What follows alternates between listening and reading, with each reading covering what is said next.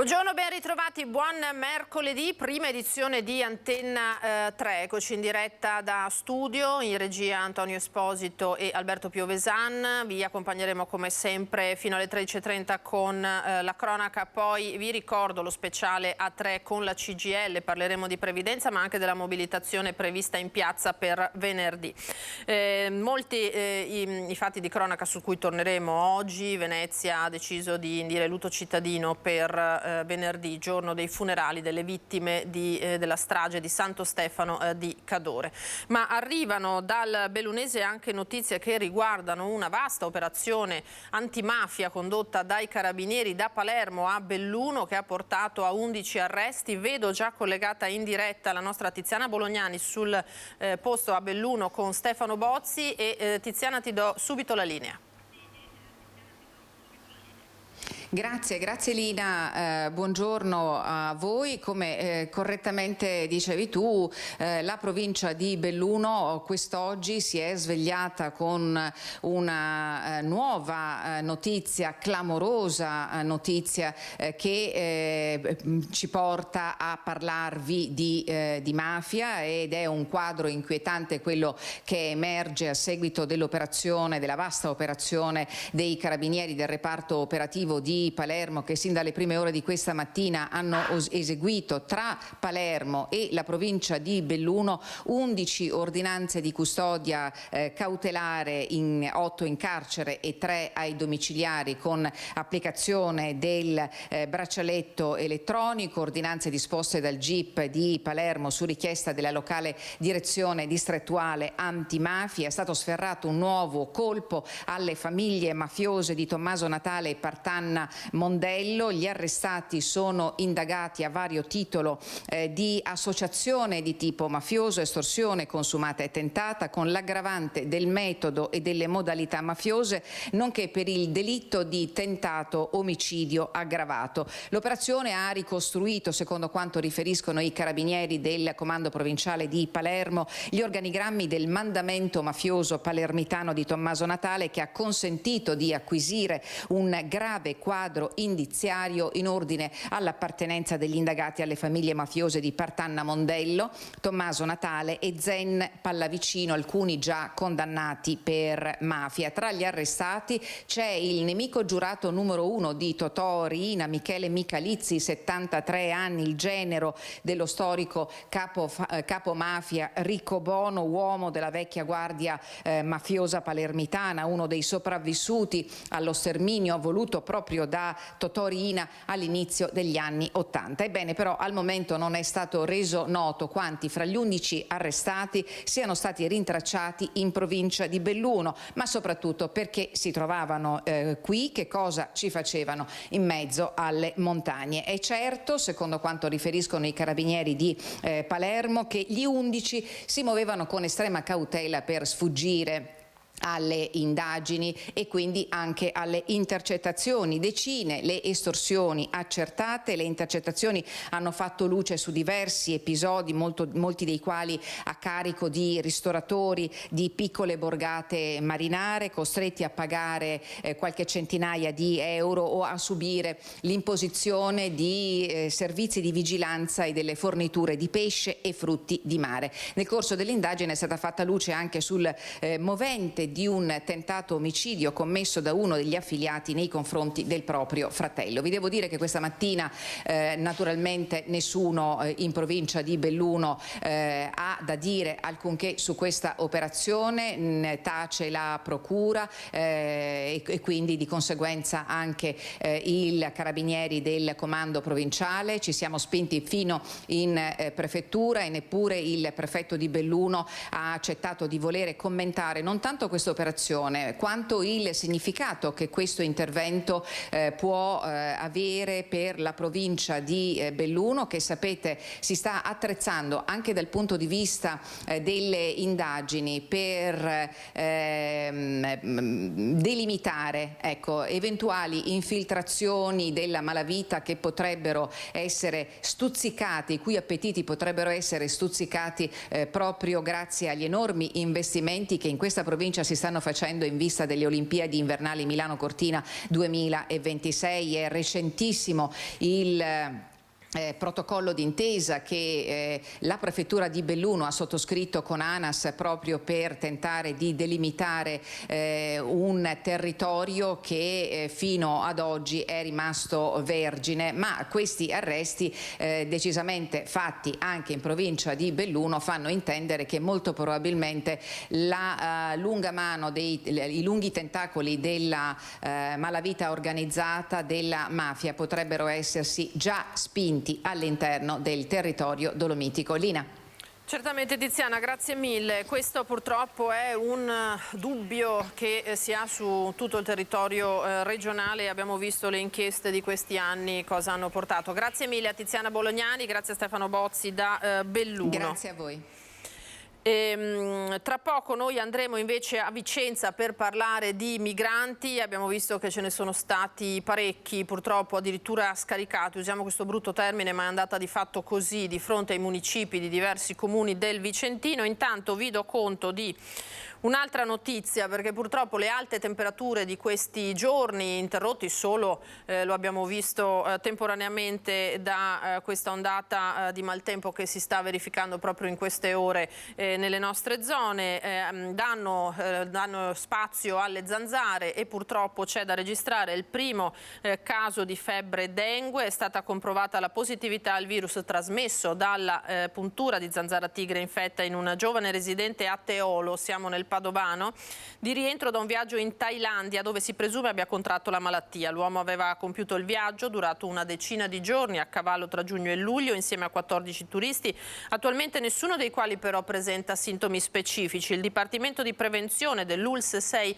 Euganea per precauzione procederà da stasera per 3 giorni di fila alla disinfestazione larvicida e adulticida in strada e nelle abitazioni in un raggio di 200 metri da casa dell'uomo. Su questo la redazione di Padova ha sentito le parole del direttore del Dipartimento Luca Sbrogiò. Dopo l'esperienza dello scorso anno con più di 200 casi di West Nile, l'organizzazione che ha il Servizio di Igiene e Sanità Pubblica dell'ULSS 6 Euganea è perfettamente rodata, attua le linee guida regionali in maniera molto precisa, ha un eccellente rapporto con i comuni e quindi siamo in grado di intervenire con tempestività nei casi segnalati. La situazione al momento non presenta particolari criticità di contesto, perché lo scorso anno ci si ricorda, insomma, la West Nile quanto ha colpito proprio la provincia di Padova, e questo primo caso di importazione da un paese tropicale ci permette, come dire, di mettere in pratica le iniziative di prevenzione previste e in un contesto appunto sotto controllo. La stagione però è ancora lunga, nonostante siamo ormai a metà luglio, e teniamo massima attenzione su qualunque cosa che possa succedere in maniera da intervenire in maniera estremamente tempestiva. Così dunque lo avete sentito il direttore del Dipartimento di Prevenzione, primo caso di febbre dengue. Allora accennavamo ai migranti col caso vicentino che fa discutere. Alcuni sindaci ieri della provincia si sono trovati appunto fuori dalla porta del comune, del municipio, i migranti. Oggi la levata di scudi da parte dei primi cittadini che hanno disposto in fretta e furia l'accoglienza a questi profughi. A Cornedo il sindaco Francesco Lanaro ha scritto addirittura al ministro dell'Interno Piantedosi. Con lui in diretta per noi c'è Luisa Bertini. Buongiorno Luisa, a te la linea. Sì, buongiorno Lina, buongiorno ai nostri telespettatori. Siamo in compagnia del sindaco di Cornedo, Francesco Lanaro, che ieri, come altri sindaci del Vicentino, ha fatto questa amara scoperta. Tra l'altro qui a Cornedo non soltanto adulti ma anche un minore tra i profughi. Cosa ha trovato ieri mattina qui davanti e quali sono state le modalità in cui siete stati in qualche modo avvisati? Sì, io ieri mattina ho trovato alle 10 3 migranti seduti sulla panchina qui davanti il comune, il municipio. Sono stato avvertito dalla prefettura all'incirca il lunedì pomeriggio alle 17, con cui mi veniva, tra virgolette, notificato verbalmente il fatto che avrei dovuto coattivamente ospitare 3 migranti che sarebbero arrivati la notte, quella notte. Io al che ho espresso le mie perplessità, pensavo quasi ad uno scherzo, e ho detto che il Comune di Cornedo Vicentino non ha strutture ricettive per far fronte a questa emergenza, che il preavviso era troppo, evidentemente poco, e poi si sono seguite un po' di telefonate con i carabinieri, che anch'essi hanno riferito questa notizia, e poi ieri mattina alle 10 ho trovato questi ragazzi che poi ho scoperto essere tunisini, almeno questo hanno dichiarato di essere tunisini, parlano solo arabo, con il traduttore ho capito che hanno 22 e 23 anni e un ragazzino di 15 anni, quindi anche un minore che è stato abbandonato sulla panchina di fronte al municipio. Poi c'è stata comunque una gara di solidarietà perché la parrocchia aveva dato una mano, visto che mancano di fatto i posti dove poterli inserire e accogliere. Sì, io come avevo già detto strutture ricettive di questo tipo a Cornedo, nella città, non ci sono. Ho chiesto una mano alla parrocchia e per fortuna la parrocchia con la Caritas diocesana e il parroco Don Claudio Bassotto abbiamo trovato una temporanea sistemazione emergenziale, comunque con acqua, con luce, con 3 letti e con un pasto da parte della Caritas. Ecco, oggi una levata di scudi da parte dei sindaci, domani arriverete in prefettura perché siete stati convocati, quali sono le risposte che vi aspettate? Io nel frattempo ho chiesto lumi al ministro Piantedosi, ho scritto stamattina al ministro dell'Interno e al presidente della Regione Veneto, quantomeno per informarli doverosamente di quella che è stata la mia esperienza. Un'esperienza che non auguro ad altri sindaci, quindi volevo informarli. Al prefetto chiederò quali saranno le modalità operative per il futuro, chiederò quanto durerà questa emergenza a Cornedo, chiederò di riprendersi questi ragazzi, perché noi al di là di questo tamponamento di questi giorni qua non riusciamo ovviamente a farvi fronte, e chiederò poi anche lumi su quello che è il rapporto istituzionale, che evidentemente in qualcosa è stato scardinato in questi giorni. C'è chi parla di cortocircuito. Alla fine noi sindaci siamo sempre in prima linea, cortocircuito o no, però alla fine l'abbiamo gestita anche noi, anche questa.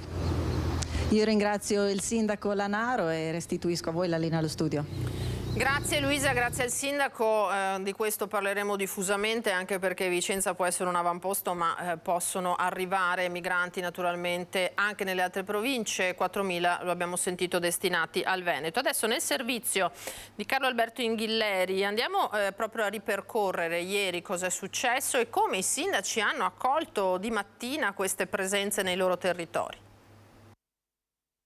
4.000 profughi in arrivo in Veneto, è l'allarme dell'ultima estate. Nella serata di ieri la prefettura di Vicenza avverte che sono in arrivo dei profughi, vengono allertati alcuni comuni e inizia così una giornata che entra nella storia. Il sistema dell'accoglienza va in tilt, in alcuni comuni gruppetti di migranti vengono lasciati davanti ai municipi, come ad Altavilla Vicentina.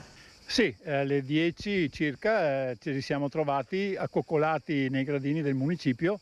È vero che c'era stato un preavviso della prefettura, una specie di diktat, cioè ve li portiamo, però pensavo che almeno ce li consegnassero. Addirittura io stamattina alle 5 sono venuto davanti al municipio, perché avrebbero dovuto arrivare, secondo le comunicazioni date, alle 5 del mattino.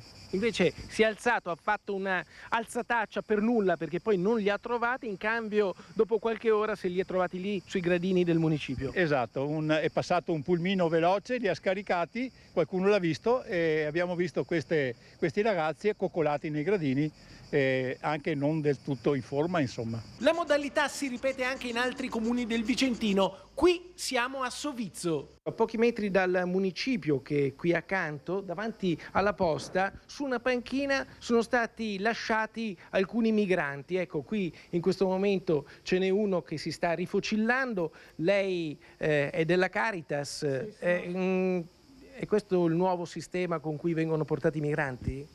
No, no parole, non so cosa dire, penso che chi sarà preposto darà delle spiegazioni. Noi intanto come Caritas ci stiamo attivando così per dare un primo aiuto, un primo soccorso. Intanto nel suo ufficio il sindaco Paolo Garbin sta scrivendo una lettera alla prefettura in cui spiega le evidenti difficoltà in cui si trova il comune di Sovizzo nel trovare un'accettabile sistemazione per i profughi lasciati davanti al municipio. Di fatto noi dobbiamo anche curare queste persone e avere anche a cuore il fatto che sono delle persone e non dei pacchi postali. Se c'è un'emergenza va affrontata, ma va affrontata insieme, non lasciando da soli, come in questo caso, i sindaci. I sindaci fanno fronte comune. Quello che è successo ad Altavilla e a Sovizzo nella stessa mattina accade anche a Cornedo Vicentino, a Castelgomberto, a Brogliano, a Trissino e a Gambellara, dove i sindaci si trovano gruppetti di migranti da collocare. 3 migranti che sono stati collocati praticamente nottetempo, scaricati sulla strada e che adesso mi trovo a dover gestire. Una operatività che lascia senza parole, ma soprattutto una mancanza di dignità umana rispetto e verso queste persone. Certo che noi non abbandoniamo le persone per strada, tuttavia questa modalità di gestione dell'immigrazione non è accettabile ed è una mancanza di rispetto che non avevo mai visto nei confronti della popolazione di Castelgomberto e nei confronti degli stessi migranti, che vengono trattati letteralmente come pacchi. Giovedì il prefetto ha convocato i sindaci del Vicentino. Sarà una giornata ad alta tensione. I sindaci arriveranno con le loro ragioni. L'accoglienza è sempre più complicata. Il sistema rischia di andare in tilt. Domani dunque, lo avete sentito, il confronto tra prefettura e primi cittadini. Intanto in furia la polemica politica. Andiamo a sentire Nicola Finco e Gio Formaggio che hanno preso delle dure posizioni su quello che è successo. È una situazione molto scandalosa in quanto questa mattina alcuni sindaci, soprattutto della Valle del Lagno, si sono trovati fuori dalle porte del proprio comune 2 o 3 immigrati scaricati così dalla prefettura senza un minimo di concertazione, perché avevano ricevuto una telefonata ieri pomeriggio, ma senza un minimo per capire dove mettere queste persone e dove collocarle. Ovviamente i sindaci sono andati in panico perché ovviamente sistemare queste persone non è cosa semplice, hanno chiesto aiuto alla prefettura, ma la prefettura semplicemente gli ha detto arrangiatevi. E questo penso sia un atteggiamento arrogante da parte di chi rappresenta lo Stato, perché non è questo il modo per gestire gli immigrati e penso che la prefettura dovrà chiarire assolutamente questo atteggiamento. C'è stata una disinformazione e anche una titubanza da parte della prefettura, parlo per la prefettura di Vicenza.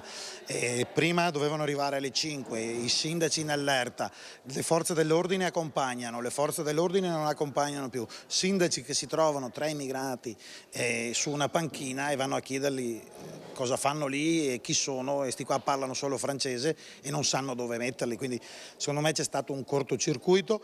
Mi hanno chiesto aiuto di parlare con deputati, senatori, con il governo, in modo di cercare di far rientrare l'emergenza. Io sono contro personalmente la distribuzione diffusa, perché non possiamo permetterci di mandare 3, 4, 5 migranti su ogni comune. La soluzione è quella di metterli tutti assieme su una caserma, su qualche ospedale dismesso, qualcosa, in modo da controllarli, e soprattutto dobbiamo pensare che prima o dopo dovremo anche mandarli via, perché sennò il messaggio è quello che devono essere assorbiti dal territorio.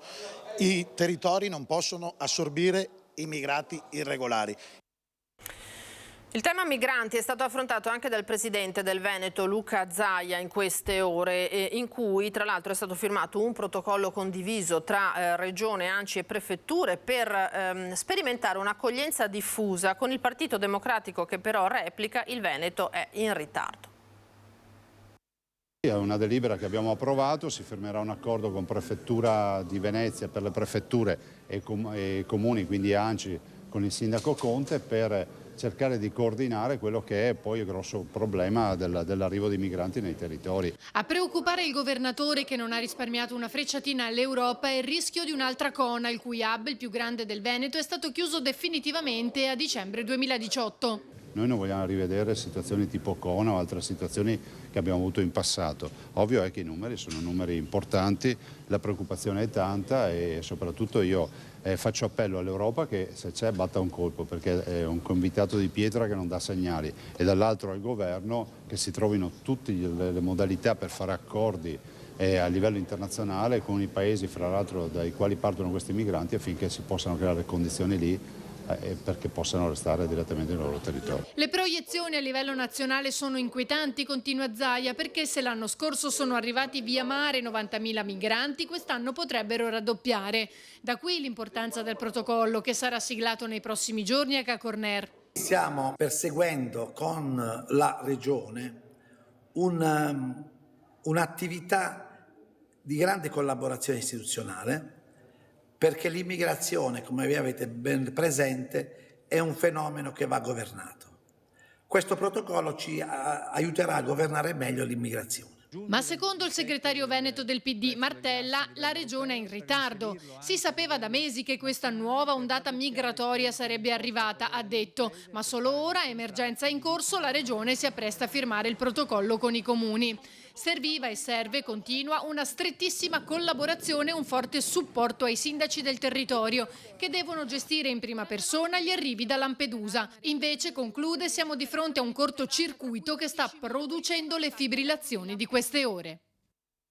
Cortocircuito, ritorna questa espressione, lo avete sentito sia da parte dei sindaci che da parte degli altri enti. Ora voltiamo pagina, torniamo sulla strage di Santo Stefano di Cadore. Ieri il punto della procura con ulteriori dettagli su quello che è successo stando ai rilievi degli inquirenti. E poi c'è il funerale che si svolgerà a congiunto per le 3 vittime venerdì mattina con il Comune di Venezia che ha deciso di proclamare il lutto cittadino. Il sindaco Brugnaro ha parlato di un gesto di vicinanza alla famiglia. Ecco, vedo collegata in diretta Ilaria Marchiori con l'assessore Boraso proprio su questo tema. Tra l'altro, Ilaria, ci sarà anche una fiaccolata domani sera.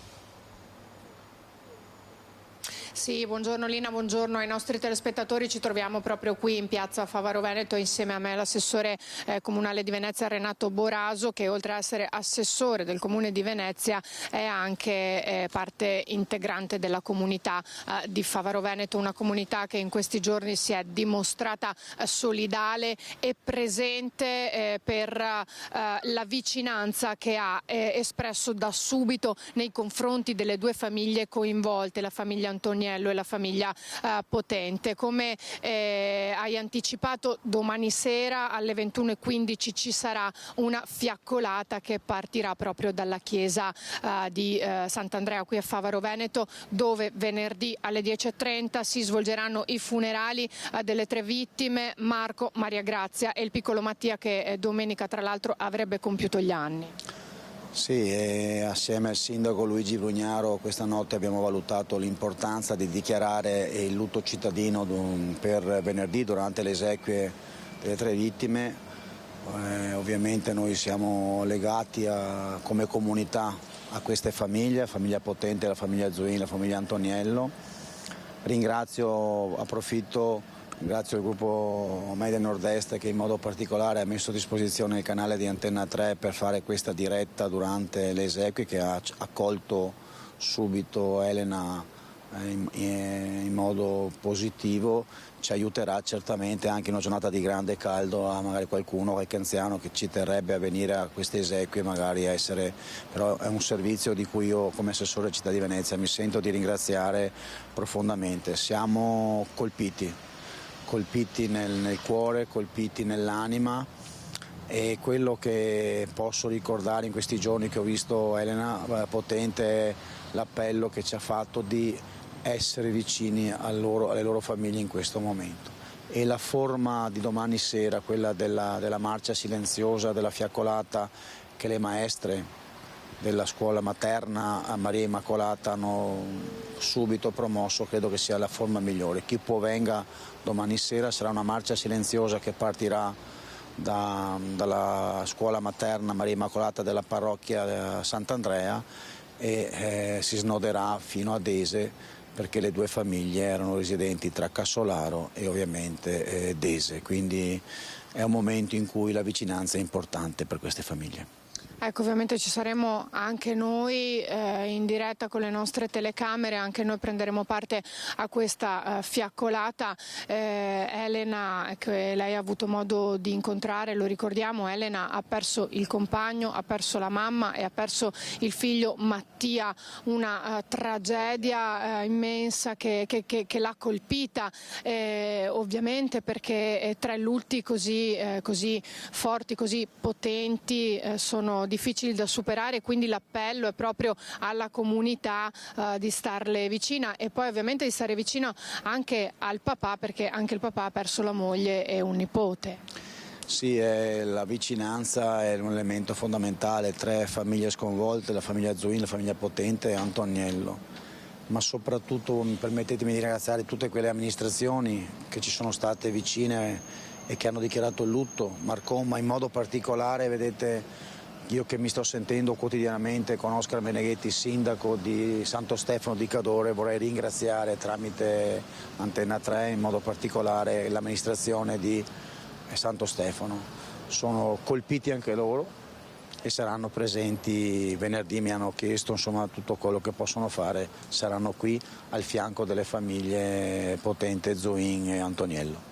Ecco, infatti ricordiamo appunto che ci sarà una delegazione della comunità di Santo Stefano di Cadore e anche di Marcon, perché Marco Antoniello anni fa aveva lavorato e vissuto per alcuni mesi a Marcone, quindi anche il comune di Marcona ha deliberato appunto il lutto cittadino e ovviamente una presenza. Sono previste tantissime persone, come anticipato poco fa l'assessore, il funerale sarà trasmesso in diretta nella nostra emittente e uno dei motivi è proprio perché non ci si accalchi, soprattutto con queste giornate molto calde fuori dalla chiesa in cui si rischierebbero anche dei malori. Allora per chi magari fosse più fragile, magari soprattutto per gli anziani o chi non se la sentisse, potrà seguire, lo ricordiamo, la cerimonia funebre in diretta su Antenna 3 venerdì alle 10:30 proprio per evitare di dover uscire. Ricordiamo anche che la municipalità di Favaro ha organizzato una raccolta fondi per aiutare le famiglie che sono state colpite, la famiglia Potente e la famiglia Antoniello, e all'interno del comune c'è anche un libro dove poter apporre la propria firma in segno di solidarietà nei confronti delle due famiglie. Intanto noi domani saremo nuovamente qui per seguire la fiaccolata. Ringrazio l'assessore comunale di Venezia Renato Boraso e qui da Favaro Veneto restituisco la linea allo studio. Grazie Ilaria, grazie all'assessore Boraso e naturalmente anche noi come gruppo Media Nord-Est in questo senso di comunità cerchiamo di fare la nostra parte, come ricordava Ilaria. Adesso andiamo alla cronaca di queste ultime ore, ci spostiamo nel Padovano con un caso di uno studente dell'Alta Padovana ricattato per aver condiviso delle foto hard. Grazie al sostegno del suo professore ha denunciato tutto e mandato a processo il suo ricattatore. Aveva mandato delle foto hot ad una persona conosciuta in una chat di Telegram frequentata da soli uomini, una vicenda iniziata quando aveva appena 14 anni senza percepire i rischi e le insidie della rete. Ma quella persona a cui aveva mandato anche una foto del volto ha iniziato a ricattarlo e minacciarlo, un incubo quello vissuto in questi anni da un ragazzo, oggi 18enne ma all'epoca dei fatti minorenne. Tutto era cominciato nel 2019 quando il ragazzo aveva iniziato a chattare con un uomo mandando anche scatti hot. Quando il ragazzo aveva deciso di smettere sono così cominciati i ricatti e le minacce di diffondere le preferenze sessuali del minorenne, che ha deciso di confessare tutto al suo professore. Il docente, che insegna in una scuola del Trevigiano, ha convinto il minorenne ad aprirsi con i genitori e a rivolgersi ai carabinieri che hanno fatto partire le indagini. Grazie alle tracce lasciate online si è risaliti all'autore delle minacce, un 28enne residente a Domodossola in Lombardia. Nel suo PC sono state rilevate migliaia di foto di minorenni. Ora dovrà rispondere dell'accusa di pornografia minorile. Andiamo ora in diretta da Castelfranco Veneto perché vedo che si sta sedendo per la conferenza stampa il sindaco dimissionario Stefano Marcon. Sentiamo quello che ha da dire sulla decisione se dimettersi o meno. Ho scritto di fare alcune riflessioni, alcune valutazioni assieme alla squadra che mi sostiene, che qui è presente oggi, e a seguito anche dell'ultima riunione che abbiamo fatto ieri sera con i consiglieri che sostengono il sindaco, ho ritirato le mie dimissioni con la condizione di andare a chiedere un voto di fiducia al Consiglio Comunale. È stato un periodo che ci consente di arrivare con delle posizioni chiare in Consiglio Comunale, chiare, limpide, trasparenti e cristalline nella composizione dei gruppi consigliari che formano il Consiglio Comunale del Comune di Castelfranco Veneto e che riassumo. Uno è il gruppo di punto di incontro, l'altro è il gruppo che fa riferimento al Partito Democratico con i 5 elementi, il gruppo di Maria Gomierato, il gruppo misto composto dai consiglieri Viviana, Gatto, Cattapan Giovanni e Pasqualotto Stefano, eletti tra le file della lista Marcon Sindaco e tra le file della Lega Nord, che non rappresentano più né la lista Marcon Sindaco né la lista Lega Nord. È il gruppo Marcon Sindaco Lega Nord con i consiglieri rimasti, che sono i capigruppo Dussi, il capogruppo Basso, che sono rispettivamente il capogruppo di Lega e Forza Italia, il capogruppo Rizzo di Fratelli d'Italia, il consigliere indipendente Diego Giovine, i consiglieri Didonè Michael, Peron, Didonè Gianluca, Zanellato Matteo, Vatocchio Annalisa, Pasquettin Brian, Murarotto Diego e Pavin Mary. Con questi gruppi noi ci presenteremo al prossimo Consiglio Comunale e chiederò, ribadisco, un voto di fiducia per continuare a portare avanti gli impegni che ci siamo assunti nei confronti dei cittadini quando ci siamo presentati alle elezioni, con le nostre linee programmatiche già esposte e con ancora molto da fare per la città di Castelfranco Veneto e per la provincia di Treviso. Consentitemi questa relazione perché purtroppo a legge vigente ancora oggi la Del Rio lega il destino della provincia al sindaco che la presiede e io spero che questa sia una condizione che cambi presto, perché vedete che nel momento in cui alcune crisi amministrative vedono coinvolti le amministrazioni che poi presiedono anche la provincia, hanno ricadute a livello provinciale e credo sia uno dei vulnus anche della legge Del Rio.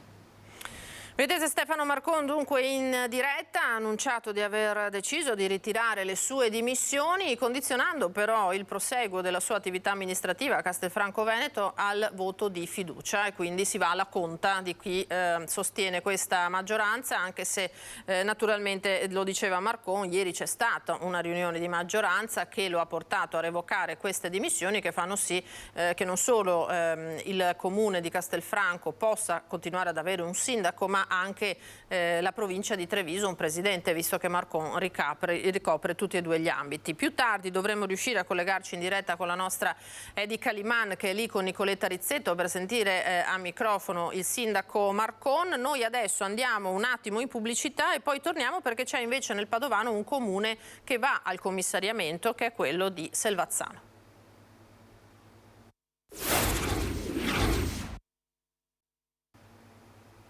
Eccoci di nuovo in diretta con la prima edizione di Antenna 3. Allora andiamo a Selvazzano, dove il comune viene commissariato, ultime ore per ultimi provvedimenti, ultimi consigli comunali per la sindaca. C'è in diretta per noi Valentina Visentin, buongiorno.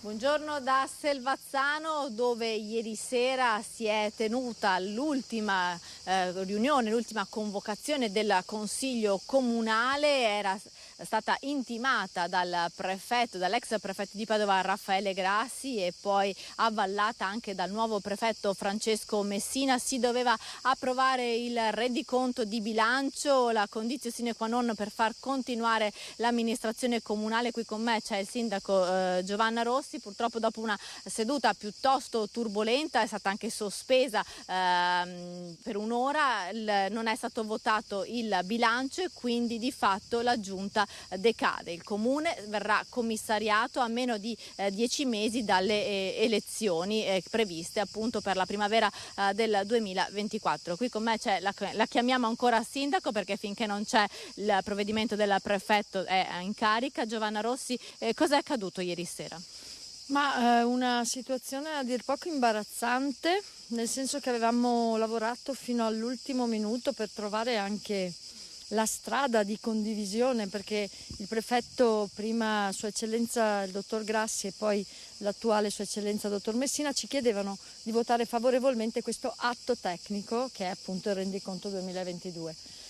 Come giunta abbiamo recepito i vari desiderata dei consiglieri delle sedute precedenti, pensando di fare addirittura di aggiungere un motivo buono per votare questo rendiconto, per non consegnare la nostra bella città nelle mani del commissario, e invece abbiamo ottenuto l'effetto contrario, perché il Presidente del Consiglio, adducendo motivazioni assolutamente sì, personali e comunque interpretative, perché il nostro segretario comunale ha interpretato in modo diverso, ha parlato per oltre un'ora con i capigruppo e alla fine credo abbia elegantemente scaricato sui capigruppo la decisione di cosa fare. Quindi è stato decretato, anzi è stato chiesto di votare l'ammissibilità di questa proposta della Giunta, di questo documento che è appunto la proposta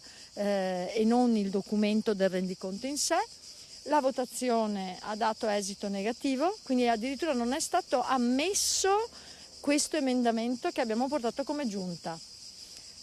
Curioso, lo trovo molto curioso, avrei preferito che si votasse il rendiconto, che si dicesse chiaramente non vogliamo che vengano spesi 1.300.000 euro per i cittadini, per le nostre associazioni, per i nostri. Adesso qui ci sarà un commissario che sarà sicuramente una persona bravissima, ma è una figura tecnica, quindi se un cittadino avrà bisogno di parlare con qualcuno non troverà più un sindaco, non troverà più gli assessori, i consiglieri delegati. Io devo dire sono molto delusa, sono molto amareggiata. Ieri sera mi hanno fatto un applauso infinito che porterò nel cuore tutta la vita. Tanti cittadini erano presenti. Tantissimi cittadini, tante associazioni. Tante persone che mi hanno scritto tutta la notte e continuano a scrivermi. Persone che hanno capito che io ci metto il cuore, ci metto la faccia, non ci metto nessun tipo di interesse, di bandierina partitica, perché insomma chi mi conosce sa che sono una persona libera, che magari posso avere anche sbagliato per inesperienza, ma dico Selvazzano merita sicuramente un'amministrazione e non un commissariamento. Ecco, adesso che tempi tecnici ci saranno per l'arrivo del commissario? Non lo so di preciso, ma quasi sicuramente oggi noi relazioneremo tutto al prefetto, a Sua Eccellenza il prefetto, il quale farà il provvedimento di scioglimento e nel giro di non so dirvi quanti giorni, ma sicuramente pochi o tanti, per me insomma questa triste, l'ho definito questo triste epilogo, insomma chiude una esperienza importante nella quale credo molto e continuerò a credere per sempre. Si ricandiderà, visto mancano 10 mesi al volissimo, sindaco, lei si ricandiderà? Guardi, oggi è una giornata un po' difficile per rispondere a questa domanda. Di sicuro credo che i cittadini meritino ancora il mio impegno e io di sicuro, se ci saranno le condizioni e ci saranno le persone con cui lavorare, perché è fondamentale avere una squadra unita, seria, preparata e che lavora assieme per la città. Quindi le porte, insomma, uno spiraglio resta aperto ad una possibile ricandidatura di Giovanna Rossi. Da Selvazzano è tutto, restituisco la linea allo studio. Grazie a Valentina. Noi restiamo nel Padovano, andiamo a Saonara dove si è verificato un incidente stradale ieri con una donna che è rimasta ferita. Vediamo se la regia è in grado di fornirci questo contributo. Eccolo qua. Ha perso il controllo dell'auto e ha finito la sua corsa contro un palo dell'illuminazione in via Roma, in pieno centro a Saonara. La donna alla guida della macchina è rimasta ferita ed è stata estratta dai vigili del fuoco di Piove di Sacco, intervenuti ieri pomeriggio. La conducente è stata assistita sul posto dai medici del 118 che poi l'hanno trasferita in ospedale a Padova. Sul posto anche i carabinieri per i rilievi dell'incidente. Nell'impatto violento il palo dell'illuminazione pubblica è stato abbattuto. Sta rispondendo alle domande dei giornalisti Stefano Marcon da Castelfranco. Andiamo a sentire cosa sta dicendo.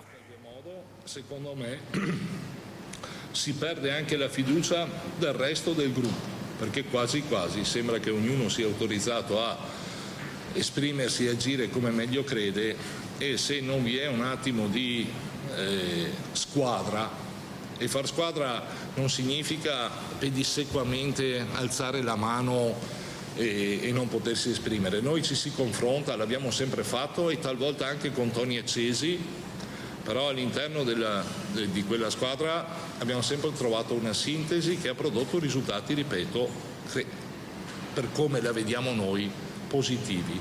E c'è bisogno di avere una squadra che sia coesa, compatta, che sappia di poter lavorare assieme ad altri in modo leale e di potersi fidare del resto della squadra. Credo che questa azione abbia cementificato ciò che è rimasto di quella squadra con cui siamo partiti. Stiamo valutando, perché ci sono delle scadenze anche cogenti come gli equilibri di bilancio, e quindi è verosimile che il 21, il 28 oppure la settimana del 28 si vada in consiglio entro fine mese sicuramente.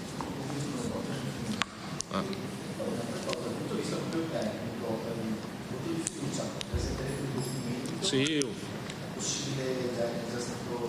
ma sarà un documento semplice, che sia una mozione, un ordine del giorno, una risoluzione. Adesso vedremo di trovare tecnicamente la strada più corretta, ma la sostanza sarà quella in cui si dirà di confermare al sindaco la fiducia per portare a termine le linee programmatiche espresse in esordio di mandato.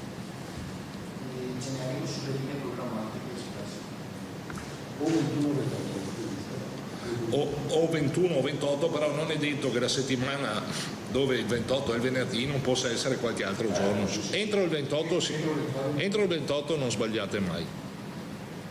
Sulla questione politica ci sono sviluppi, nel senso che nel post famoso di sabato aveva criticato ampiamente alcune posizioni della Lega nazionale, diciamo. No, sulla posizione politica, che manterrei comunque distinta da quella amministrativa. Se è andato a leggere bene il post, ho espresso la posizione di un amministratore. Una linea di partito oggi non credo ci sia, ho sentito altri amministratori che hanno espresso una posizione che non è, per quel che so io, la linea del partito. Quindi ho espresso il mio personale pensiero, che ha creato anche che la stampa ha enfatizzato nel mettere Marcon contro Zaia piuttosto che contro Conte, piuttosto che contro Salvini. Marcon non è contro nessuno, Marcon ha raccolto un po' del sentiment che si sente, dove, parlando, e andiamo nel merito, in tema di diritti, se andate a leggere bene il post, io non mi sono espresso contro diritti, ho detto che è un tema di priorità. E quindi è una linea, è un'espressione mia personale. Spero e auspico che si arrivi ad avere un tavolo di confronto tra amministratori, o ad avere una linea di indirizzo chiara politica, in modo tale che non succedano queste come dire, esternazioni che tendono ad essere enfatizzate, ripeto, per mettere gli amministratori uno contro l'altro. Non è, credo, nella mia intenzione, nemmeno in quella degli altri colleghi amministratori che ho citato. E adesso la scelta del giorno del congresso, ci può dire, è stato un caso? No, è caso. Come ho detto, non volevo vi fossero strumentalizzazioni congressuali, perché se ti dimetti dopo 15 giorni ti passa il messaggio che ti sei dimesso perché ha vinto Stefani piuttosto che Manzato. Se ti dimetti prima, perché era successo giovedì, si dimette perché c'è il congresso no. E ho cronologicamente fugato ogni dubbio che ci sia relazione tra questo passaggio, questa necessità di fare chiarezza a Castelfranco Veneto con il congresso regionale. Non c'è alcuna relazione, credo sia non si possa dubitare di questo, perché ho voluto proprio che questo almeno fosse evitata come strumentalizzazioni. Quello di cui necessitavamo era solo la voglia di chiarezza e di essere cristallini e limpidi nei confronti dei cittadini, perché le situazioni di ambiguità a lungo andare, se non le affronti, portano a creare delle criticità più importanti da affrontare magari nel futuro. Oggi diventa cristallino, ognuno si assumerà le proprie di responsabilità. Noi abbiamo ben chiaro in mente che cosa dobbiamo fare a Castelfranco Veneto. Se li abbiamo i punti programmatici ancora da centrare e che ci fanno pensare che centreremo ancora obiettivi importanti da qui a fine del mandato, perché abbiamo piste ciclabili, abbiamo rotatorie, abbiamo l'operazione di Palazzo Soranzo Novello da portare a termine, abbiamo la riqualificazione degli impianti sportivi sui quali alcuni ragionamenti li stiamo ancora portando avanti rispetto al progetto che abbiamo elaborato, che è un grande progetto, è un sogno, ha la criticità di natura economica da affrontare, quindi ti devi anche un po' in qualche modo confrontare con la realtà. E quindi sulla scorta di queste tante cose che abbiamo ancora da realizzare, l'impegno che ci siamo assunti come squadra di maggioranza e che formalizzeremo con il voto di fiducia nel prossimo Consiglio, lo porteremo avanti con convinzione, con la consapevolezza che la legge dei numeri, se hai un voto in più, rende un po' più articolato il percorso, che può succedere uno che abbia qualche impedimento, dovremmo lavorare. Io ho chiesto responsabilità alla squadra, ricordando quel che mi diceva il mio generale quando facevo l'autista a Naia, il quale mi diceva che a me non interessa nulla se nel momento in cui io ho bisogno di te, Stefano, tu abbia mangiato, dormito, se è morta la nonna o se hai un raffreddore. Quando ho bisogno di te devi esserci, quando non ho bisogno fai quel che reputi più opportuno. È una questione di responsabilità. Questo posto per il quale lei ha annunciato appunto questa sua decisione temporanea, lei ha fatto alcune considerazioni rispetto ad alcuni componenti della Giunta. Le chiedo, dopo questo voto di fiducia, c'è un'ipotesi di rimpasto della Giunta o si è trovato un momento di serenità, di confronto che ha risolto eventuali incomprensioni? Sarà in esito al voto di fiducia del Consiglio Comunale le relative azioni che competono poi al sindaco e che nel confronto avuto anche con la squadra mettono in evidenza alcune criticità da parte della Giunta. Quindi proprio perché non ci siano capri espiatori piuttosto che vittime rispetto all'andamento, oggi vi è ed è emerso anche la necessità di provare a cambiare passo anche a livello di Giunta. Però voglio evitare, così come ho evitato la strumentalizzazione congressuale, evitare strumentalizzazioni nel momento in cui dovessi andare a fare delle azioni rispetto alla Giunta. Non esistono e non debbono passare messaggi di capri espiatorio, di vittime o piuttosto che altro. Sarà il Consiglio Comunale che dirà al sindaco: noi abbiamo fiducia di te, fai quel che ti compete. E in relazione a questo farò le mie valutazioni.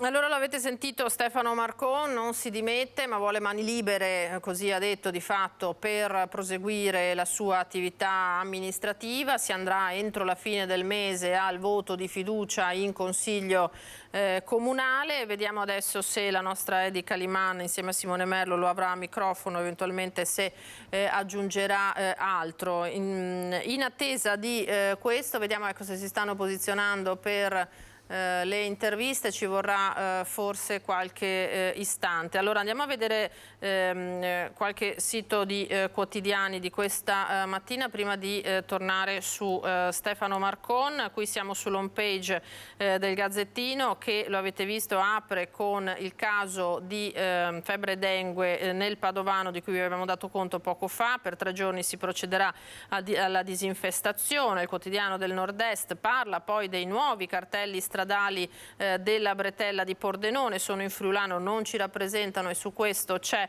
polemica. E poi Luca Zaia che parla dei migranti, 4.000 attesi in Veneto con il caso Vicenza. Vediamo se si stanno posizionando i colleghi per l'intervista a Stefano Sindaco, Marcon. revoca delle dimissioni, a che condizioni? Ho condizionato a un voto di fiducia in Consiglio Comunale. Con la squadra abbiamo condiviso la responsabilità di portare avanti questo mandato, di portare avanti le linee programmatiche che abbiamo espresso in occasione del mio insediamento, però quel che chiedo è di aver la fiducia dei consiglieri, dei singoli, dove ognuno si assuma la propria responsabilità, perché è una responsabilità importante, difficile.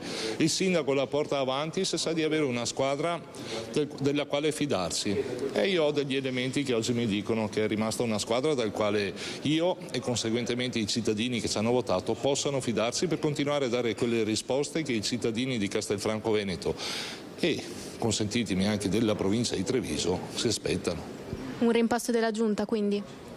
L'impasto di giunta è una valutazione che passa, è una competenza del sindaco, ma devo avere la fiducia dei consiglieri. Quando avrò la fiducia farò delle valutazioni rispetto anche ad un cambio di passo da parte della giunta. È emerso anche nel corso delle nostre riunioni in questi giorni che bisogna in qualche modo cambiare passo. Però non anticipo nulla, non voglio che emergano degli agnelli sacrificali piuttosto che dei capri espiatori magari per questo percorso. Sarà il Consiglio Comunale che, se mi darà fiducia, mi dà mandato per fare le mie opportune valutazioni. Il Consiglio Comunale entro fine mese? Entro fine mese faremo un Consiglio Comunale, anche perché ci sono degli atti tipo gli equilibri di bilancio che bisogna approvare entro luglio, e quindi in occasione del prossimo Consiglio presenteremo un documento da mettere al voto appunto al Consiglio per manifestare la fiducia al sindaco.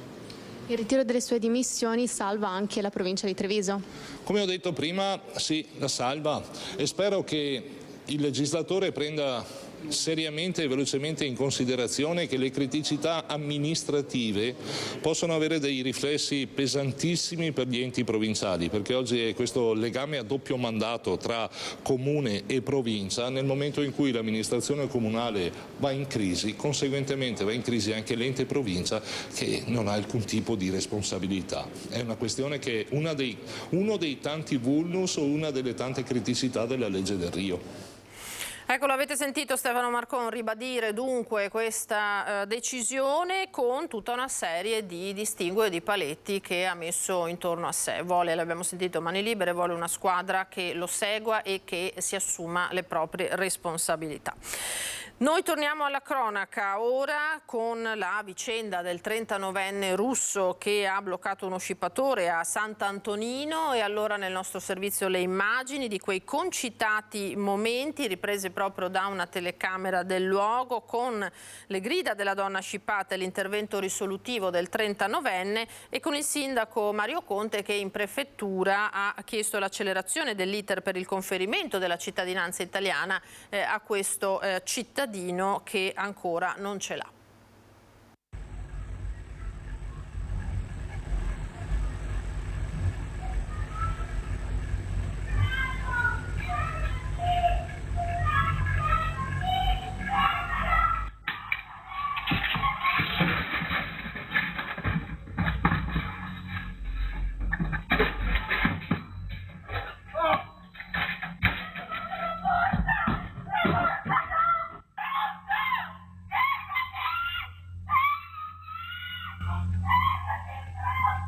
È stato un vero e proprio placcaggio quello di Faiz Kasimardanov, il 39enne di origini russe che lungo la strada del Mozzato a Sant'Antonino ha prima bloccato, poi inseguito fermandolo il 29enne dominicano autore dello scippo ai danni di una donna in bicicletta. Sono state le sue urla disperate a far scattare Faiz, che stava rientrando dal supermercato con il figlioletto nel passeggino. Le immagini di una telecamera privata raccontano meglio di ogni parola quanto successo venerdì pomeriggio. La reazione di Faiz è esplosiva, nessun tentennamento. Il russo atterra lo scippatore che tenta inutilmente di darsi alla fuga e di vincolarsi dalla presa dell'uomo. A dargli manforte nel frattempo arrivano altri residenti, poi le volanti che arrestano il dominicano. La borsa viene subito restituita alla legittima proprietaria, che tra le lacrime tira un sospiro di sollievo e ringrazia.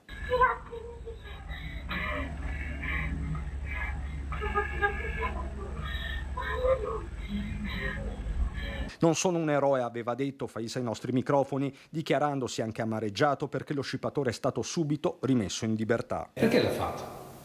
No, ma tutto veloce è successo, non so perché l'ho fatto e basta. Perché era un gesto giusto da fare, no? Sì, perché la signora gridava forte. Gridava forte, mia borsa. E lei insomma a un certo punto ha detto devo fermarlo. Sì. Ho chiuso strada così. Il 39enne vive e lavora in Italia dal 2007, si sente trevigiano e da 4 anni ha chiesto la cittadinanza italiana. Grazie anche a questo gesto penso che possa davvero essersela conquistata sul campo. Conte operativamente nelle scorse ore ha già fatto un passaggio con la prefettura. Cercherò di capire anche a che punto è la sua pratica, perché penso che sarebbe anche il giusto coronamento di un periodo importante di integrazione, culminato poi con un gesto dall'alto valore sociale che conferma la sua appartenenza a questa comunità. Intanto restano le immagini di un gesto non comune di un uomo che non si è girato dall'altra parte.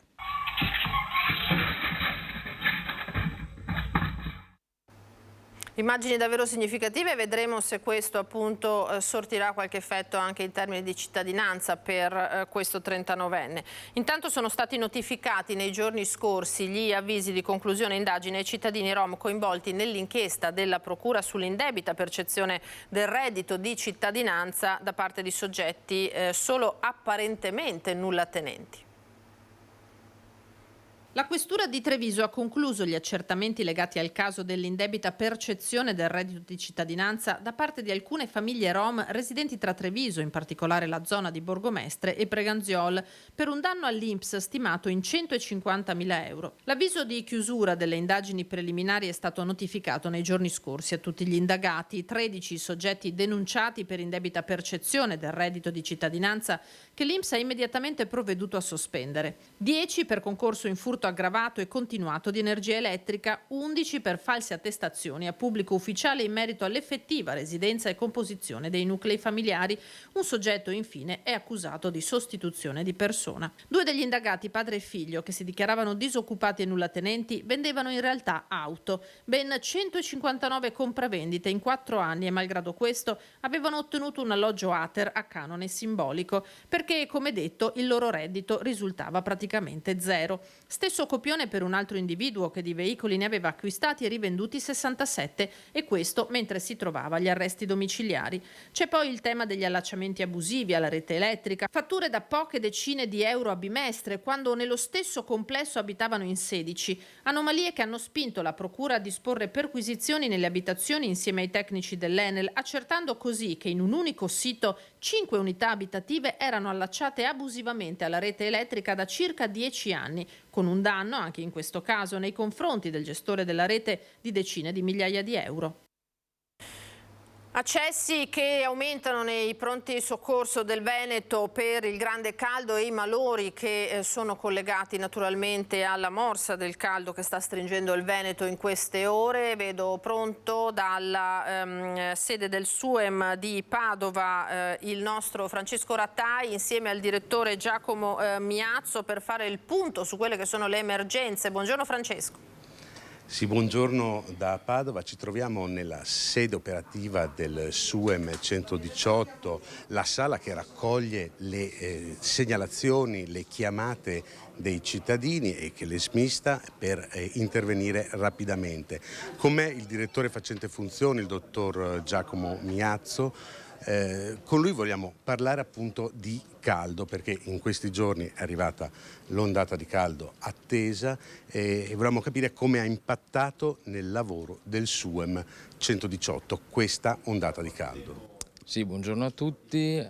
Allora, c'è stato momentaneamente un lieve incremento di quello che sono gli interventi di soccorso legati alle patologie da calore che fortunatamente, incrociamo le dita, per il momento non ha impattato in maniera significativa su quella che è l'operatività di tutta la centrale operativa e quindi la gestione degli interventi di soccorso nella provincia di Padova, per cui momentaneamente non abbiamo ancora dovuto attivare delle risorse aggiuntive per sostenere appunto l'incremento del carico di lavoro. Okay? Noi siamo ovviamente sempre in contatto quotidianamente con l'ARPAV, che come da programma emette dal 1° giugno al 15 di settembre un bollettino quotidiano proprio per sensibilizzare ovviamente anche l'opinione pubblica sul disagio proprio climatico. Ripeto, il nostro dato si allaccia a quello che è la situazione anche di pronto soccorsi, che hanno visto un incremento che è fisiologico, correlato ovviamente al periodo in cui ci troviamo, che però appunto, come ho ribadito, non ha impattato in maniera significativa sull'operatività quotidiana. Quindi è evidente che c'è un aumento delle chiamate per quello che riguarda le problematiche legate al caldo, probabilmente può essere anche legato al fatto che le campagne di sensibilizzazione che sono state fatte in questi anni hanno funzionato. I consigli, si scherza molto sui consigli che vengono ripetuti molte volte, consigli che però restano validi e che è forse anche il caso di ribadire. Sì, assolutamente condivido appieno l'affermazione, nel senso che sicuramente tutte le campagne informative di questi anni hanno sortito e stanno sortendo i loro effetti. Ovvio che non bisogna mai abbassare la guardia, ecco, questa è una cosa fondamentale.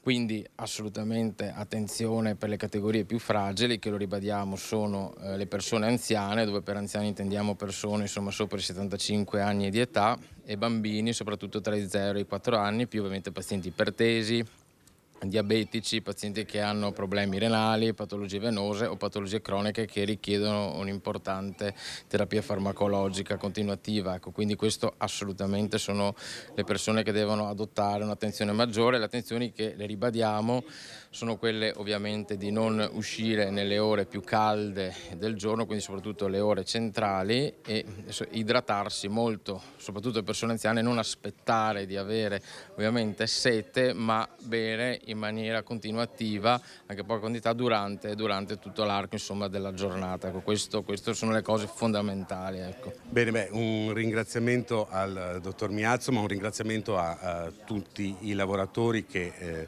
preservano appunto la nostra salute e che sono sempre pronti a soccorrerci in questi momenti. Io restituisco la linea dalla sede del SUEM di Padova. Grazie a Francesco Rattai, grazie naturalmente al direttore del SUEM per i consigli anche da seguire. C'è questa brevissima tregua con temporali, perturbazioni che interessano un po' tutto il territorio, ma da venerdì purtroppo si tornerà con la canicola che c'era ieri, per cui attenzione. Ci fermiamo per qualche istante e tra poco torniamo con altri ospiti.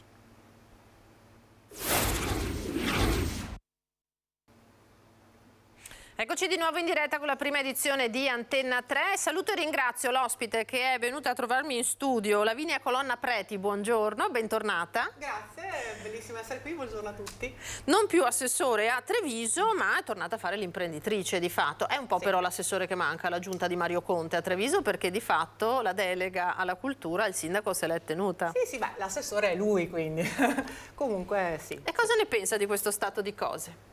Allora, innanzitutto sono felice che sia l'insegno della continuità. Nutro stima infinita nelle capacità di Mario Conte, quindi credo che sia l'assessore perfetto alla cultura. anche perché negli ultimi 5 anni abbiamo lavorato a stretto contatto, ma soprattutto è stata creata una squadra, in primis con il dirigente del settore che è Fabrizio Malacchin, quindi una squadra veramente in gamba che ha tutte le capacità e quindi le risorse per supportare il sindaco Conte. Quindi poi non so che scelte farà e sicuramente prima o poi un assessore ci sarà, ma io sono felice che l'assessore sia lui, perché insomma sono convinta che porterà a casa molti risultati, tra cui anche insomma un'ambiziosa candidatura di cui dopo parleremo, e sono sicura che sarà in grado di portare a casa i migliori risultati per la città. Senta, allora lei è tornata appunto a fare l'imprenditrice, però legandomi al discorso che faceva adesso, è un po' una tendenza anche in città in cui la cultura è davvero la prima voce, a essere trattenuto nelle mani del sindaco questa delega, perché succede anche a Bologna, succede anche in altre realtà questa cosa, no?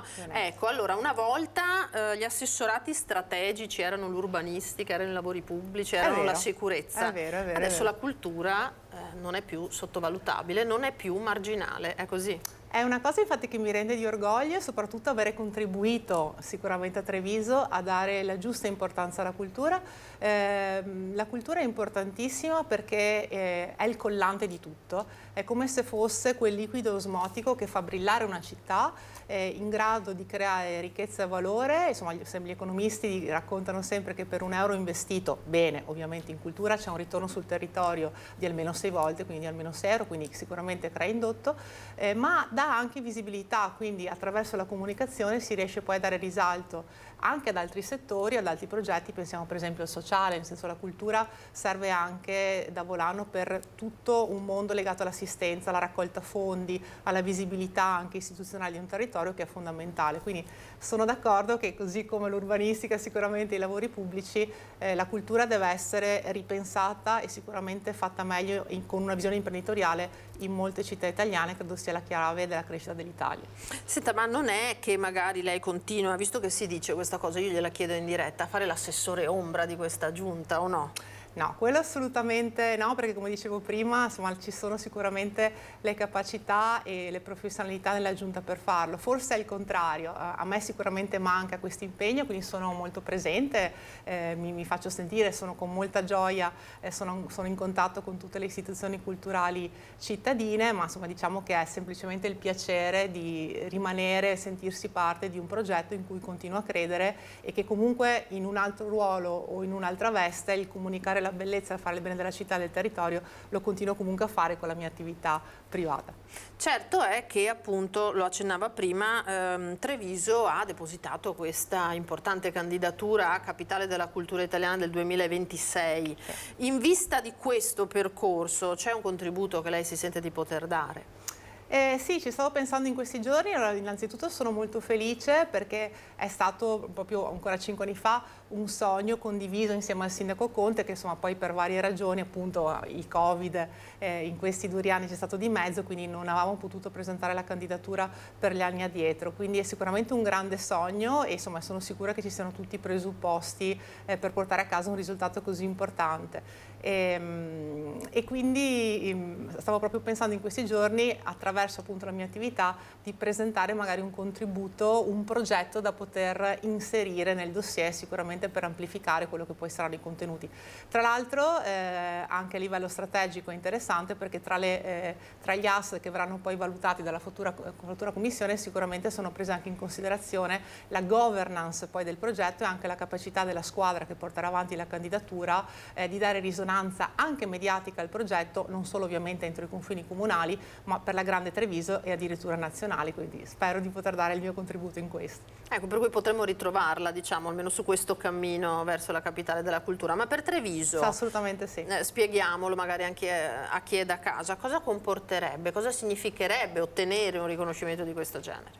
Sarebbe per la cultura trevigiana come vincere alla lotteria, al di là del fatto del valore economico, perché in questi momenti di grandi difficoltà, perché i conti del comune sono sempre più risicati e è sempre più difficile trovare fondi per la cultura. La città che vincerà avrà a disposizione viene 1 milione di euro, che è tantissimo per il progetto, ma soprattutto il creare un dossier, una cosa anche molto complicata che obbligherà la città a creare dei tavoli di lavoro permanenti, non solo nel comune di Treviso, ma come dicevo anche nella grande Treviso, quindi anche di tutti i comuni limitrofi. Sicuramente creerà una struttura e delle progettualità di cui la città beneficerà per tanti anni a venire, così come è successo per tutte le città che hanno preparato le candidature negli anni passati. Quindi un'opportunità di crescita, di coesione, insomma di sinergia del territorio assolutamente eccezionale.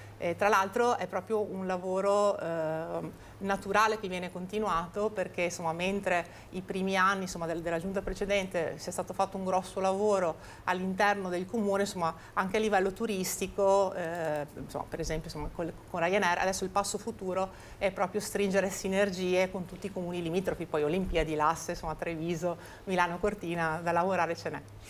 Sì, tra l'altro riflettevo proprio ieri, no? Cioè, a livello geografico Treviso ha trovato una sua identità proprio con lo scalo aeroportuale, sì, di fatto, no? E questo sì, è capitato un po' a tutti noi, a chiunque ha viaggiato con le low cost in questi anni, che magari cercando una destinazione che non fosse la solita si trovava un nome magari semisconosciuto, ecco, no? Tra le destinazioni, però questo aiuta chiaramente a far conoscere una realtà come la nostra. Veniamo a quella che è la sua attività di adesso. Ci racconti cosa fa, perché noi l'abbiamo sottopanciata, come si dice tecnicamente, come direttore editoriale di Luoghi Secrets. Sì, corretto, anche appunto mi fa strano essere in un'altra veste, perché sono ancora, questo ruolo pubblico lo sento ancora molto mio, ma non cambia quello che è la mia missione di vita, che è portare bellezza e cultura, ma soprattutto far conoscere il nostro territorio, non solo Treviso come ho fatto nei passati 5 anni, ma tutta l'Italia. Credo che l'Italia sia talmente un territorio radicato, pieno di luoghi meravigliosi, di artigianalità artistica, di enogastronomia, che merita sicuramente di essere raccontato in maniera capillare. E che lei racconta anche attraverso i social, abbiamo visto. Assolutamente, no? Beh, sono un mezzo straordinario di visibilità, perché insomma le ricerche e i dati dicono che sempre più persone, tra l'altro un numero straordinario, il 70-80% delle persone che poi prenotano una vacanza cominciano con una ricerca proprio sui social, magari ispirandosi a qualche luogo bello dove farsi le fotografie, quindi è molto importante. Infatti era un aspetto che avevamo rafforzato e che sempre viene anche nel comune di Treviso, quindi l'aspetto social della città. Quindi sono una collana di guide divise per regione, quindi ovviamente c'è anche Veneto Secrets, così come tutte le altre regioni italiane, dove vengono raccontati i luoghi belli e buoni, no? Etica, estetica, un po' sono kalos, gaia, gatos, come dicevano i greci, quindi luoghi di grande suggezione estetica, ma votati alla qualità e che rispettano e raccontano il territorio. Quindi un po' la differenza tra il turista e il viaggiatore, no? Nel senso, il turista magari visita un luogo, mentre il viaggiatore ne assapora la cultura, la storia, rispetta un luogo, e questo è fondamentale, e credo che sia anche fondamentale per le istituzioni portare dei progetti che possano incutere il rispetto di un luogo, no? Vediamo quanto spesso le città d'arte vengono violate proprio da un turista che magari non è messo nelle condizioni di capire perché invece una città va rispettata, perché la storia, le nostre città, il nostro patrimonio culturale è il grande oro, la grande ricchezza dell'Italia e l'identità che porterà insomma, la nostra cultura avanti negli anni. Abbiamo visto delle foto di una sua recente vacanza, pensiamo anche in Sicilia, ma adesso vediamo se la regia ce li propone anche questi luoghi secrets che stanno prendendo piede anche sulla stampa. Abbiamo visto molte riviste anche nazionali, insomma, dare rilievo a questo progetto, eccole qua, che serve proprio per così anche far capire alle persone come orientarsi, no? Nelle piattaforme, sì, e andare a scoprire appunto gioielli che magari non sì, si anche perché la mai. Cosa strana è che con questo taglio, quindi che sposa bellezza, cultura e enogastronomia, non c'era nessuna guida divisa proprio per regioni, quindi questo è molto interessante perché ogni regione ha le sue specificità. Il Veneto è diverso dalla Lombardia, è diverso dalla Sicilia, quindi è bello che chi legge queste guide possa essere portato a conoscenza non solo dei luoghi dove andare a mangiare, bere e dormire, ma anche proprio della cultura identitaria di ogni luogo, che è il grosso patrimonio contemporaneo che poi fa eccellere la nostra moda, no? Pensiamo adesso alle recenti sfilate, insomma, fatte, non volevo fare nomi, però pensiamo anche a qualsiasi altra industria in cui siamo bravi, viene comunque dalla manifattura artistica o da questo senso di bellezza che, insomma, che ci hanno tramandato le grandi, insomma, culture che si sono succedute in Italia. Pensiamo per esempio in Sicilia, no? Quanto diverse culture hanno dato, insomma, a quest'isola meravigliosa. Senta, e ci sveli qualche luogo secrets del Veneto, qui del nostro circondario, che magari ha scoperto anche lei attraverso questa attività e che consiglierebbe? Sì, allora devo dire che sono veramente tanti, perché quando ho cominciato questo lavoro io stessa non avevo idea della quantità di luoghi meravigliosi che ci sono, proprio perché, insomma, spesso i nomi più blasonati possono fare comunicazione, magari possono fare pubblicità, e magari ci sono dei luoghi piccoli, magari nelle province, che magari sono conosciutissimi a livello locale, ma che ancora non sono conosciute. Adesso non so se posso proprio citare, faccio degli esempi, magari senza citare, poi comunque online senza si trova pubblicità, tutto. esatto. Sì, non voglio fare pubblicità a nessuno, anche perché magari sarebbe scorretto. Già il nostro territorio ha delle realtà meravigliose, insomma, se pensiamo dal punto di vista imprenditoriale, che proprio in provincia di Treviso si creano per esempio i tessuti o le lane, e qua magari posso fare i brand perché sono grandi, delle sfilate per esempio dell'alta moda di Chanel, così come invece a Venezia esiste un luogo, ancora pensate con antichi telai del 600, dove vengono creati i tessuti invece per l'alta moda di Dolce & Gabbana. Tra l'altro la cosa veramente eccezionale in questo caso, insomma, del Veneto, della provincia di Treviso, che ci sono tante eccellenze artigiane di luoghi che poi si possono ovviamente anche visitare, unici al mondo. Quindi pensate per esempio che la stessa Casa Bianca piuttosto che il Cremlino hanno ordinato dei quantitativi appunto da queste aziende, proprio perché sono depositarie di una manifattura, di un'arte del fare unica al mondo, e credo che questo sia veramente il nostro petrolio e che tutti dovremmo, insomma, farlo conoscere, perché tra l'altro ci sono anche tantissime opportunità di lavoro anche per i giovani in questi settori, e anche in settori che mai si penserebbe. Faccio un esempio che tanto lo posso fare perché è in Sicilia, in cui sono stata recentemente. Per esempio l'arte del carretto siciliano, che si pensava in tempi moderni probabilmente desueta, invece in realtà c'è una realtà fantastica che la sta mantenendo viva e che per esempio ha trasformato l'arte del carretto siciliano in una manifattura che crea disegni, arte e stampe che poi vengono utilizzate per dei brand. Penso per esempio a delle linee adesso di moca, delle caffettiere, che poi hanno utilizzato queste stampe meravigliose. Quindi credo che anche per i giovani ci sono veramente tante opportunità di lavoro, e magari far rivivere delle tradizioni che altrimenti scomparirebbero se insieme all'arte manufatturiera non si usano le tecnologie moderne, come per esempio i social. Esatto, ma allora il nostro paese va davvero in questa direzione secondo lei, no? Si discute tanto di questa contraddizione tra ridurre il manifatturiero piuttosto che portare avanti, investire sul turismo, e poi effettivamente si può vivere solo di questo secondo lei? Allora, sicuramente sì, perché dicono solo una cosa che fa pensare. L'Italia, in particolar modo Venezia, pensate, è l'unica destinazione al mondo dove ogni abitante della terra vorrebbe andare. Solo raccontando questo aneddoto ci si rende conto della nostra potenza. Quindi sicuramente sì, io ci credo. È chiaro che le istituzioni e l'imprenditore privato devono lavorare assieme.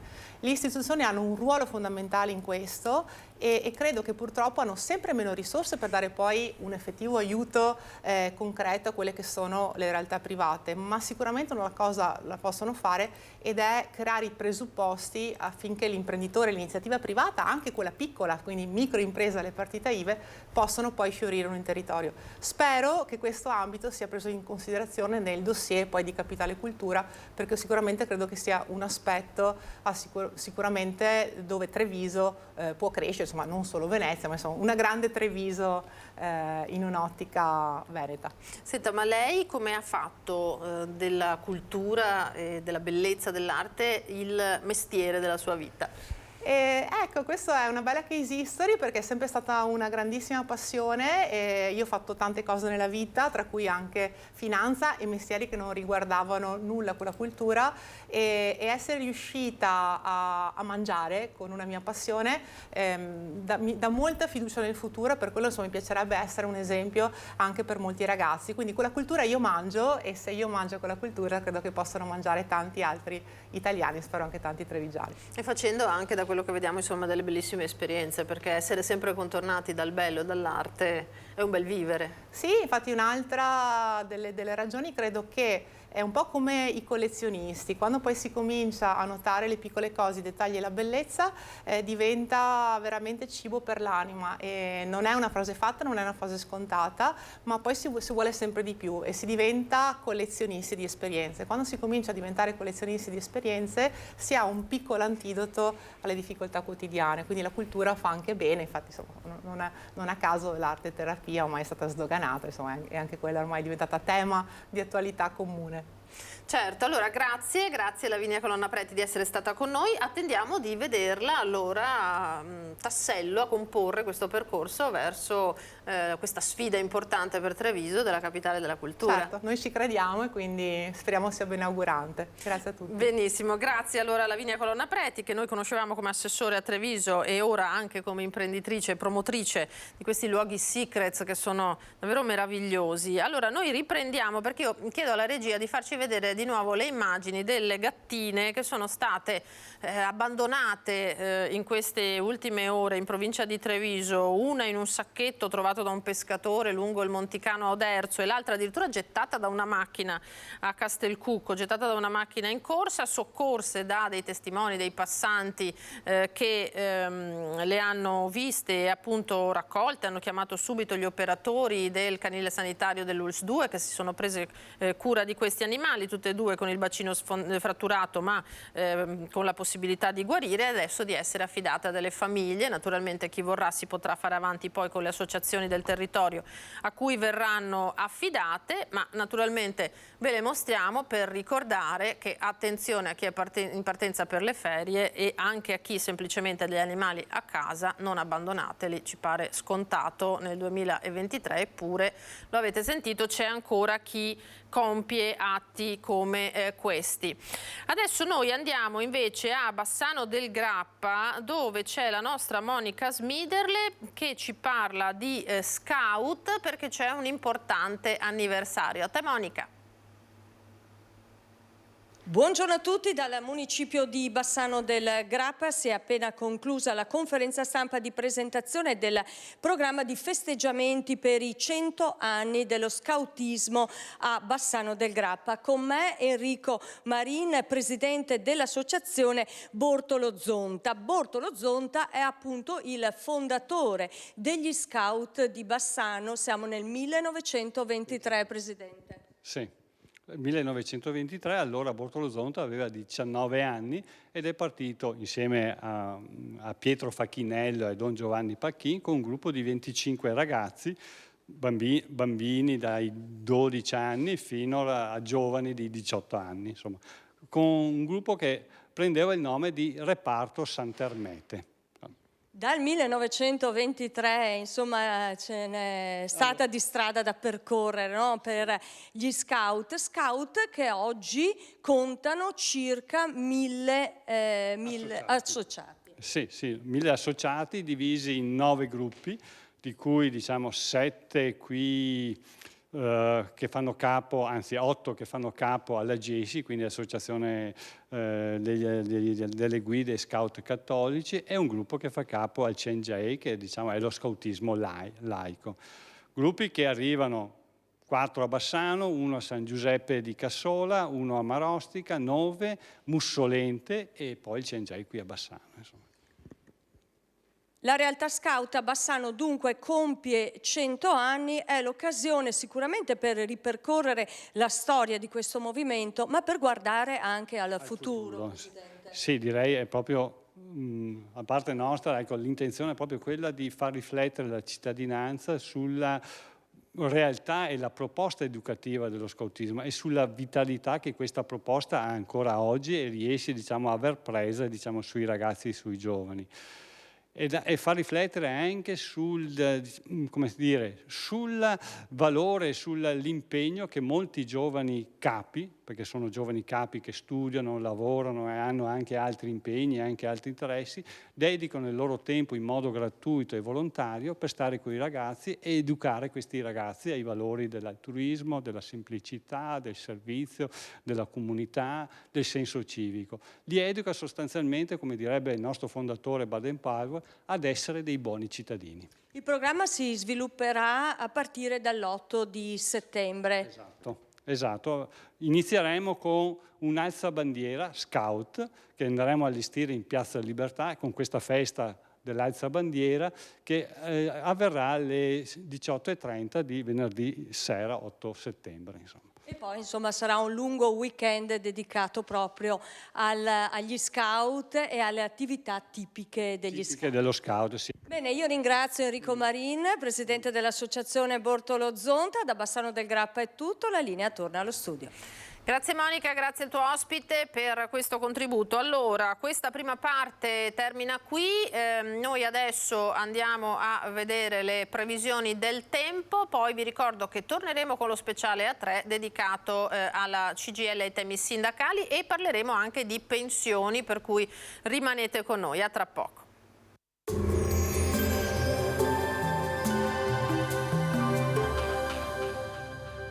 Di Dominio SRL offre a imprese e privati consulenze nel recupero immobili pignorati, risanamento dei debiti e riorganizzazione aziendale. Chiamaci per un appuntamento gratuito.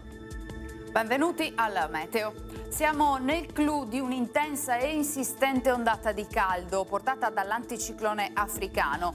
Bel tempo e tassi di umidità davvero elevati. Il dettaglio di mercoledì 12 luglio. Sul Veneto sarà soleggiato con cielo limpido, tranne in montagna, dove nel pomeriggio sera non sono esclusi dei temporali sparsi. Dal punto di vista termico insisterà ovunque il caldo afoso, caratterizzato da notti tropicali, temperature minime infatti comprese tra 18 e 25 gradi, massime sui 31-37 gradi all'incirca. Spostiamoci ora sul Friuli Venezia Giulia, anche in questo caso tanto sole, cielo sgombro da nubi, in serata sui monti sarà possibile una maggiore variabilità con qualche rovescio. Temperature minime sui 22-23 gradi, massime intorno ai 32-33 all'incirca. Infine diamo uno sguardo al Trentino Alto Adige, dove di fatto avremo poche novità. Sarà soleggiato, ma con qualche temporale al pomeriggio, specie sui settori più settentrionali della regione. Temperature minime intorno ai 19-20 gradi, massime sui 35-37 gradi. Dal meteo per ora è tutto, vi auguro come sempre un buon proseguimento in nostra compagnia.